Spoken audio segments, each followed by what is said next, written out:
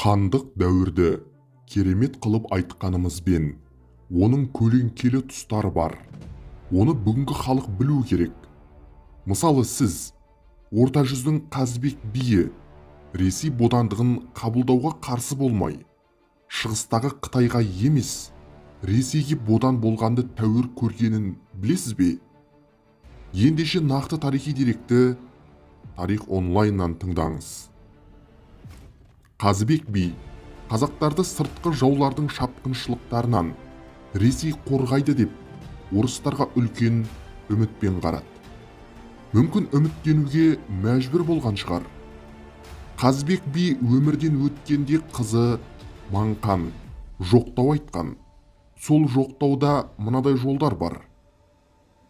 Өсиет қылдың қазаққа, сарыарқа деп қонысың, қалмақ сартпен жауласпа, болмасын дедің жұмысың.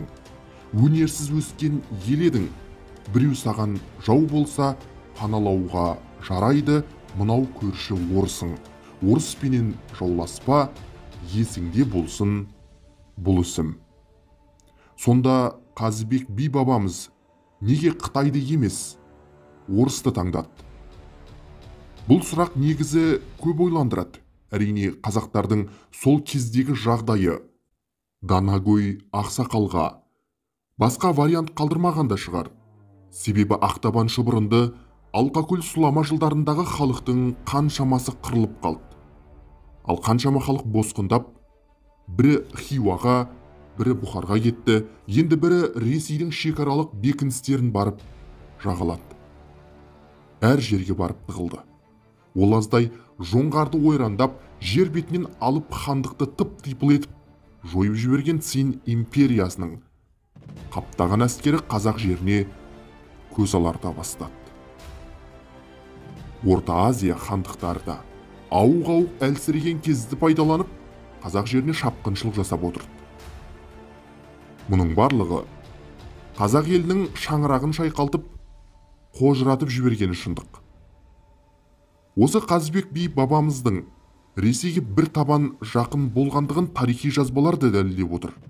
Сібір губернаторының міндетін атқарушы генерал-майор фон Фраундендорф орта жүздегі жағдай және қазақтардың көршілес елдермен халықтармен қарым-қатынас туралы сыртқы істер коллегиясына 1763 жылғы 11 наурызда жолдаған рапортында өте құнды деректер айтылған. Егер де бұл құжатқа қарайтын болсаңыз, Қазыбек биге Разманбет Тархан мен Тілмаш Сапаровты жіберіп, оны шақыртқан. Алайда сол жылы қыстың қатты болуынан Қазыбек бидің өзі бұл шақыртуға келе алмай, оның орнына баласы Сырымбет пен інісі Отарбай бастаған 10 кісі келеді. Міне осы келген адамдардан Ресей өкілдері 1762 жылғы 15-22 желтоқсан күндері ант алғандығы айтылады. Міне осы жағдай туралы сыртқы істер коллегиясына баяндай келіп, генерал-майор бұлай деп жазады. Абылай Сұлтанға ол Қазыбек биді қырғыз қайсақтың орта жүзімен оларға Қытайдың қол астына қарауға, Ресей жағынан бөлініп шығуға ойыстыру болған. Ол үшін манағы сыйлықтардың үстіне Қытайдың Боғды хан оған Қазыбек биге басып алған жоңғар жерінен Қазыбек би өзінің ұлысымен көшіп жүруге қай жерде қаласа, сол жерді беремін деп дәмелендірген.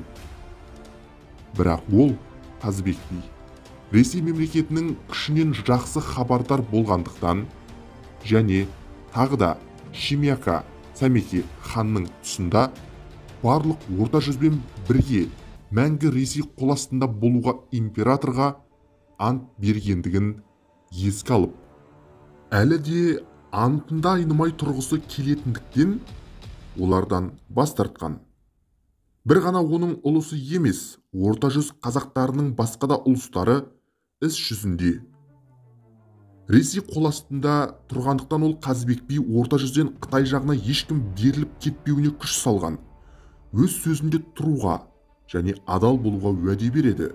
Жалғыз ақ сонымен бірге егер де Қытай тарапынан оларға қандай да бір шабуыл және ренжіту жасалғандай бола қалса, мұндағы Ресей әскері тарапынан әрқашан қорғауда болуын сұрайды деп жазылған тарихи құжатта. Мұның барлығын қарайтын болсаңыз, Қазыбек би бабамыз орта жүздің Ресейге қосылуына барынша қолдау білдіргендігін және орыстар ғана қазақтарды көрші елдердің шапқыншылығынан қорғайды деп үміттенгенін байқауға болады. Ал сіз бұл тарихты бұрын соңды естіп көрдіңіз бе? Ендеше біле жүріңіз және тарихты Тарих онлайннан тыңдаңыз.